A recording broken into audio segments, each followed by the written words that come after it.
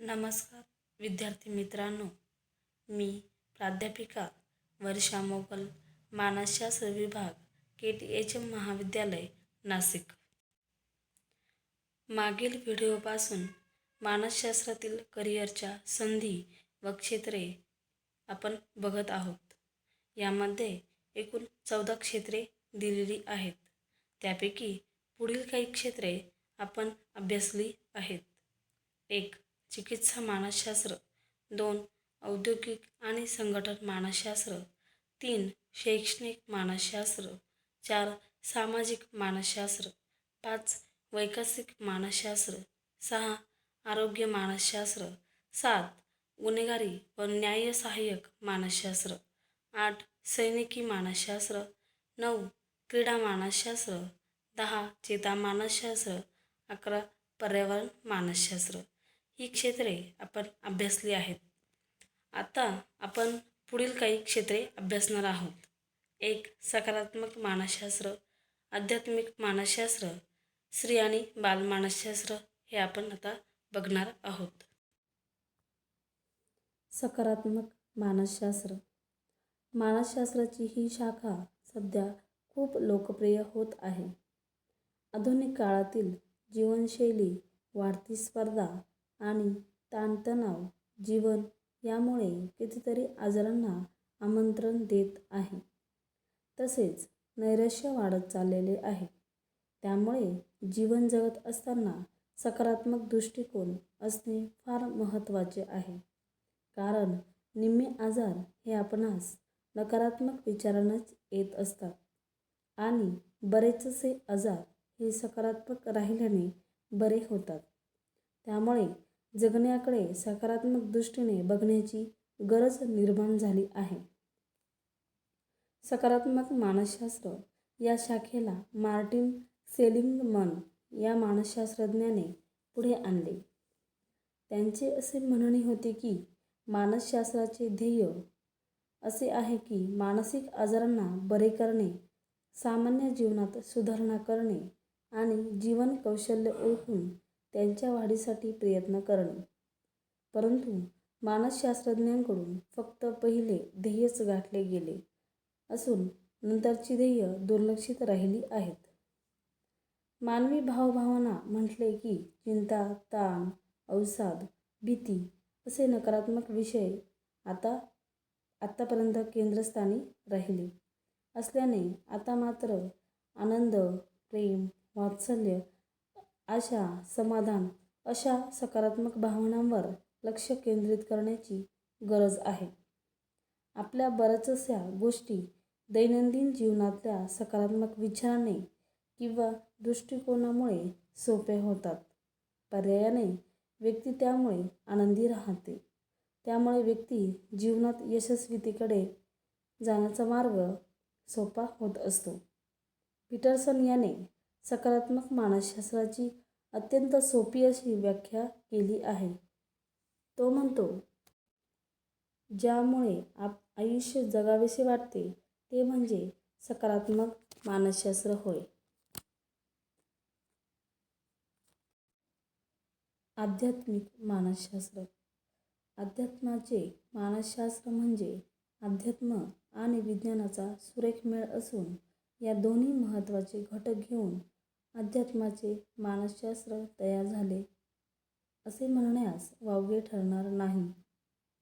जगाच्या पाठीवर सर्वच संस्कृतींमध्ये धर्म आणि अध्यात्म यांना खूप महत्त्व आहे. कारण आपण बघतो वेगवेगळ्या धर्माची प्रार्थनास्थळे आपल्याला जागोजागी असल्याचे दिसते. तसेच प्रार्थनास्थळाला भेट देऊन लोक आपल्या परीने उपासना करताना दिसून येतात. कारण त्या उपासनेमागे श्रद्धा आणि विश्वास आपणास दिसून येत असतो. म्हणजेच आयुष्यातील कठीण प्रसंगी अशा उपासनेतून शक्ती व धैर्य तसेच सकारात्मक ऊर्जा ही मिळत असते. ह्यावर अनेकांचा विश्वास असतो. अध्यात्म आणि धर्मांचे आचरण यांचा सर्वच संस्कृतीवर मोठा पगडा दिसून येत असतो. आध्यात्मिक मानसशास्त्राच्या मदतीने मनाला उभारी मिळायला आणि अधिक परिपूर्ण आयुष्य जगायला मदत मिळते. या शाखेत काम करणाऱ्या मानसशास्त्रज्ञांनी हे मन, शरीर आणि आत्मा एकत्रितपणे काम करतात म्हणून त्याचा अभ्याससुद्धा एकत्रितपणेच करायला हवा.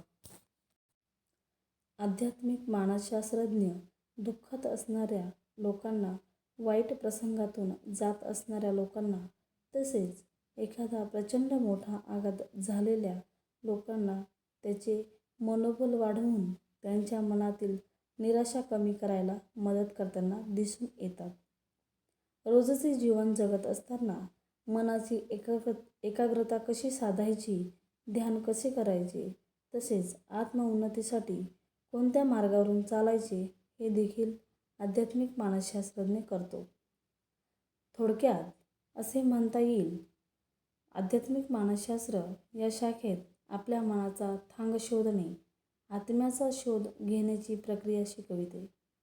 म्हणजेच जवळजवळ ही शाखा समुपदेशन मानसशास्त्राजवळ जाणारी आहे.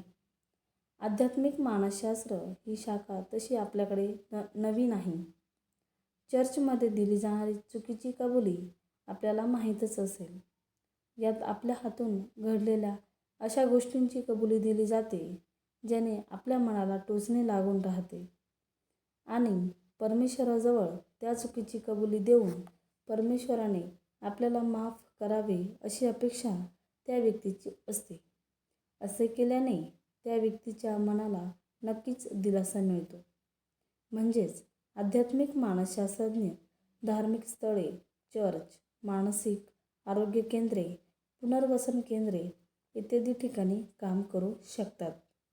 जीवन प्रशिक्षक म्हणून स्वतंत्र व्यवसायसुद्धा करू शकतात. स्त्री आणि बालमानसशास्त्र. आपण अगोदर स्त्री मानसशास्त्र बघूया. पूर्वीच्या स्त्रिया आणि आधुनिक काळातील स्त्रिया यामध्ये आपणास भरपूर मोठा बदल झालेला दिसून येत आहे. तसेच स्त्रियांच्या भूमिका 10 पटीने वाढलेल्या आहेत. त्यांची भूमिका बजावताना होणारी धावपळ, ताणतणाव, कुचंबना व मानसिक आरोग्य हे त्यामुळे धोक्यात येऊ शकते. पूर्वी स्त्रिया चूल आणि मूल इतकंच त्यांचं आयुष्य मर्यादित होतं. परंतु आजची स्त्री चूल आणि मूल सांभाळून पुरुषांबरोबर कणखरपणे सर्व क्षेत्रात आपला ठसा उमटवताना दिसून येत आहे. हे सर्व करत असताना तिच्यात शारीरिक बदल, हार्मोन्स बदल यामुळे स्त्रियांना चिडचिड किंवा नैराश्य येऊ शकते. त्यामुळे स्त्री मानसशास्त्रज्ञ स्त्रियांना समुपदेशन करून ते मानसिक आधार देतात. स्त्रियांची कुटुंबामध्ये खूप महत्त्वाची भूमिका असते. कारण घरातील स्त्रीचे शारीरिक व मानसिक आरोग्य चांगले असले तरच ती आपल्या कुटुंबाचा शारीरिक व मानसिक स्वास्थ्य टिकवून ठेवू शकते.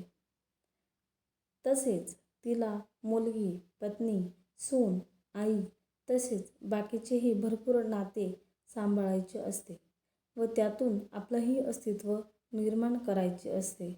म्हणून स्त्री मानसशास्त्रज्ञ यामध्ये स्त्रियांना भरपूर मदत करताना दिसून येतात. आता आपण बालमानसशास्त्र बघूया. बालकांचा मनोविकास हा बालमानसशास्त्रातील सर्वात महत्त्वाचा भाग आहे. हा मनोविकास शारीरिक विकासाबरोबरच होत असतो. मनोविकासाचा खरा प्रारंभ नवजातावस्थेतच होतो. अर्भक